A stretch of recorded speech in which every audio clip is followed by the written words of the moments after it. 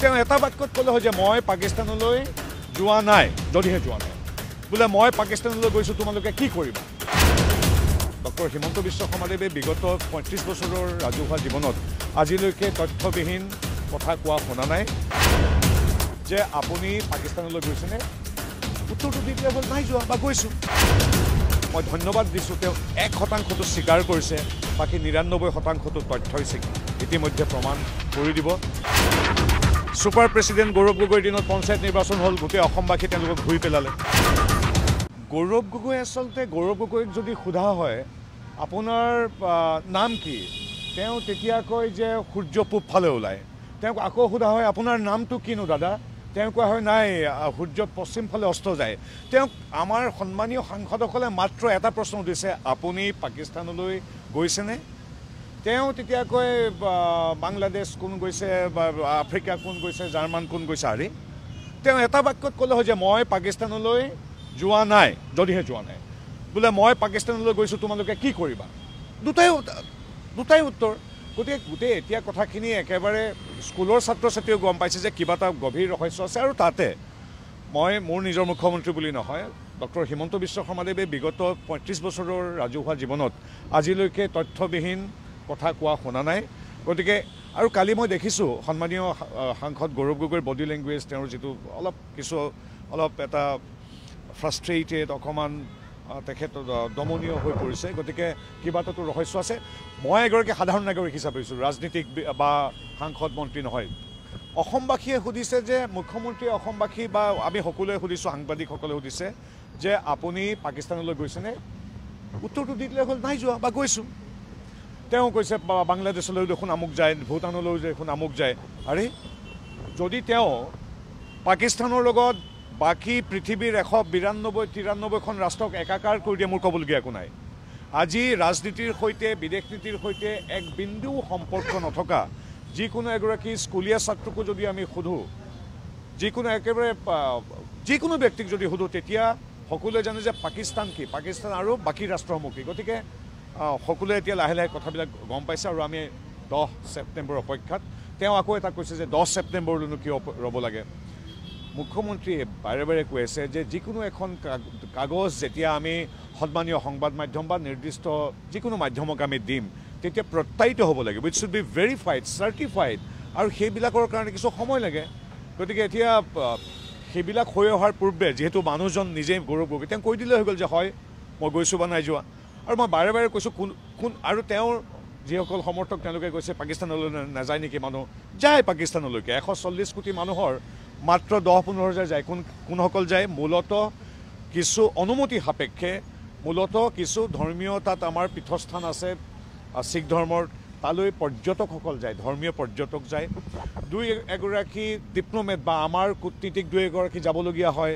কেতিয়াবা cricket hockey খেলিবলৈ যোৱা দেখিছোঁ আমি। বিগত বহু বছৰ ধৰি কাৰোবাৰ কিবা ব্যৱসায় থাকিব পাৰে, অনুমতি সাপেক্ষ, সেইবিলাকত কেতিয়াবা ২-এজন যায়। কিন্তু তাৰ বিপৰীতে এগৰাকী সাংসদে কাকো নজনোৱাকৈ, আজিও স্বীকাৰ কৰিব নোৱাৰাকৈ মনে মনে যোৱাটো আমি দেখা নাই। সেইটো কেতিয়াও একাকাৰ কৰিব নোৱাৰি। ধৰ্মীয় পৰ্যটকজনৰ লগত এজন সাংসদক কেতিয়াও একাকাৰ কৰিব নোৱাৰি। আৰু কোনোবা যায় এদিন বা দুদিনৰ কাৰণে, ১৫ দিন যদি গৈছে মুখ্যমন্ত্ৰী কোৱাৰ দৰে, মুখ্যমন্ত্ৰী এনেকুৱা নাই মই গৈছোঁ বুলি ক'ম। ১৫ দিন তেওঁ কিয় গৈছে তালৈ? ১৫ দিন কি কৰিব তাত? গতিকে এনেবিলাক প্ৰশ্ন অতি গুৰুত্বপূৰ্ণ। কাৰণ তেখেতে যদি পাকিস্তানক বাংলাদেশ, ভূটান, নেপাল, আমেৰিকা, ফ্ৰান্স, জাপানৰ দৰে একেলগে কৰিব বিচাৰিছে, মোৰ ক'বলগীয়া নাই। তেওঁ যদি পাকিস্তানক আমাৰ এখন বন্ধু ৰাষ্ট্ৰৰ দৰে গণ্য কৰিব বিচাৰিছে, মোৰ ক'বলগীয়া একো নাই। ৰাইজে সিদ্ধান্ত ল'ব। গতিকে কালিৰ গোটেই কথাটো আকৌ তেওঁ ৯৯% ১% আহিছে ইতিমধ্যে। পূৰ্বতে কৈছিল যে ১০০% ভুল, মই নামানো, আমুক তামুক। এতিয়া কালি প্ৰথমবাৰ মই ধন্যবাদ দিছোঁ, তেওঁ ১%টো স্বীকাৰ কৰিছে, বাকী ৯৯%টো তথ্যই ইতিমধ্যে প্ৰমাণ কৰি দিব। কিন্তু ধন্যবাদ, অন্ততঃ গৌৰৱ গগৈয়ে ১% স্বীকাৰ কৰি কালি তেওঁ বেকফুটলৈ যোৱা আৰম্ভ কৰিছে। নাই, তেওঁ কালি ১% স্বীকাৰ কৰিছে, ৯৯% বুলি কৈছে। এতিয়া আমাক কিবা এটা কওক আপুনি। যদি হয় বুলি ক'ম, নহয় বুলি ক'ম, যে নহয় ১০০% মই এই ক্ষেত্ৰত আছোঁ। তেওঁ খালি ৯৯ কৰিছে। গতিকে ১% তেওঁ বেকফুট গৈছে, বাকীটো তেওঁ বেকফুট যাওক নাযাওক, যেতিয়া তথ্যবিলাক আমাৰ আহিব সকলোবিলাক জল পটপট হৈ যাব। আমি ধৈৰ্য ধৰোঁ, তেওঁ যিহেতু স্বীকাৰ কৰাই নাই।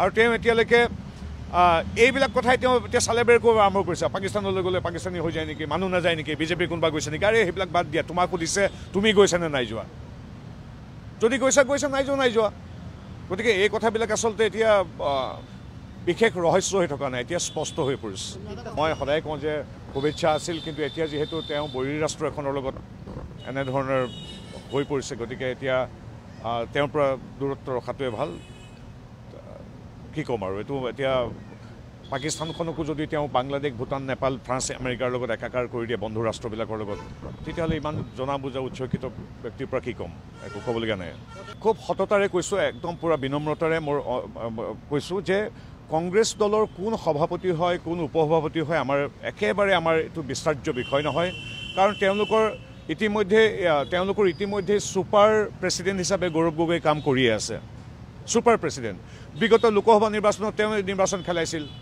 5খন আছিল ৰিপুণ বৰাৰ দিনত তাৰ 3খনলৈ পৰ্যবেক্ষিত হ'ল ছুপাৰ প্ৰেছিডেণ্ট গৌৰৱ গগৈৰ দিনত পঞ্চায়ত নিৰ্বাচন হ'ল গোটেই অসমবাসীয়ে তেওঁলোকক ধুই পেলালে সঁচা কথা গতিকে গৌৰৱ গগৈয়ে প্ৰেছিডেণ্টৰ দৰে কাম কৰে মই এতিয়া উজনি অসমৰ পৰা আহিছোঁ এই মুহূৰ্তত বাহিৰে আহিছোঁ তাত গৌৰৱ গগৈৰ ফটোখন ডাঙৰ পাছপৰ্ট চাইজত ভূপেন বৰাৰ ফটো গৌৰৱ গগৈ যি কয় তাক মানিবলৈ ভূপেন বৰা ৰিপুণ বৰা ৰকিবুদ্দিন আহমেদ ৰকিবুল হুছেইন সকলো বাধ্য গতিকে প্ৰেছিডেণ্টটো এতিয়া গৌৰৱ গগৈ গতিকে গৌৰৱ গগৈ দুটা নিৰ্বাচনত কি দেখুৱালে আমি দেখিলে গতিকে তেওঁ যদি সভাপতি হৈ আহে আৰু ভাল কিন্তু কংগ্ৰেছে মোৰ বোধেৰে এনেকুৱা ভুল নকৰিব কাৰণ পাকিস্তানৰ সৈতে সম্পৰ্কিত এগৰাকী ব্যক্তিক নিদিয়াৰ সম্ভাৱনাই আছে যিকিনো কোন হয় সেইটো আমাৰ কাৰণে একেবাৰে বিচাৰ্য নহয় আমি এতিয়া চিন্তা কৰিছোঁ কেনেকৈ এতিয়া গুৱাহাটী মহানগৰীত আছোঁ এতিয়া ফ্লাইঅভাৰ কেইখন কিমান সোনকালে সম্পূৰ্ণ হয় ছেটেলাইট পঠিওৱাৰ কথা কৈছে হিমন্ত বিশ্ব শৰ্মাদেৱে কি তাৰ পৰা লাভৱান হ'ব আজি অসমীয়া ভাষা ধ্ৰুপদী হ'ল চৰাইদেউ আজি বিশ্ব ঐতিহ্য ক্ষেত্ৰৰূপে স্বীকৃতি হ'ল অসমীয়া ভাষাৰ পৰা অন্যান্য জনগোষ্ঠীয় ভাষাৰ বিকাশ উন্নয়ন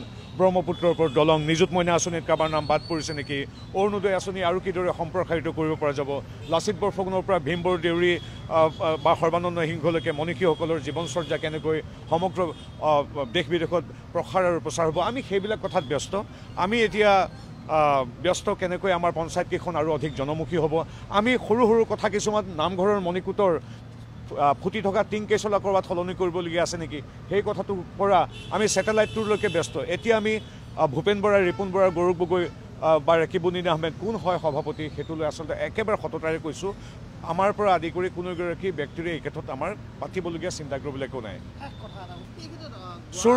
চুৰ হোৱা কথাটো মই সংবাদ মাধ্যমৰ পৰা গম পাইছোঁ কাৰণ মই নিউজিলেণ্ড ফিজি আৰু অষ্ট্ৰেলিয়াত আছিলোঁ আৰু পিছত এতিয়া গম পাইছোঁ চুৰ হৈছে নে হোৱা আচলতে সঁচাকৈ হৈছে নে কিবা মোৰ কোনোবা তাৰ লগত জড়িত মানুহে জড়িত এই কথাবিলাক আমি গম পাম কিন্তু এই কথাটো আচলতে এতিয়া এইটো এটা ৰহস্য হৈ আছে মই এতিয়া খবৰ কৰিব লাগিব চুৰ হৈছে নে নাই হোৱা এতিয়া মই আৰক্ষীৰ লগত কথা পাতি মই বিদেশৰ পৰা আহি পাইছোঁ আপোনালোকে জানে গতিকে চুৰ হৈছে নাই হোৱা কি হৈছে মোৰ যিসকল তাৰ মানুহ আছে ফোনততো ইমান কথা গম পোৱা নাযায় যে গম পাম সঁচাকৈ চুৰ হৈছে নে নাই হোৱা চুৰ হৈছে যদি কি বস্তু উঠাই লৈ গ'ল কোনোবা নিজৰ মানুহে লৈ গৈছে নেকি এই কথাবিলাক মই আজিহে গম পাম অখিল গগৈৰ বিষয়ে মই কি ক'ম তেখেত ব্যক্তিগতভাৱে মোৰ লগত ঘৰুৱা সম্পৰ্কই আছে তেখেতৰ প্ৰতি শুভেচ্ছা আছে মই মোৰ শুদ্ধ নাজানো মই তেওঁ গা চা বেয়া বুলি ভাবিছিলোঁ কিন্তু সেইকাৰণে মই কালি কৈছোঁ যে যদি গা চা বেয়া সুস্থ হওক শুভেচ্ছা আছে আৰু তেওঁ কোৱা এনেধৰণৰ অবান্তৰ কথাৰ যদি মই উত্তৰ দিওঁ তেওঁৰ মোৰ মাজত কোনো পাৰ্থক্য নাথাকিব গতিকে তেখেতৰ দৰে থাকক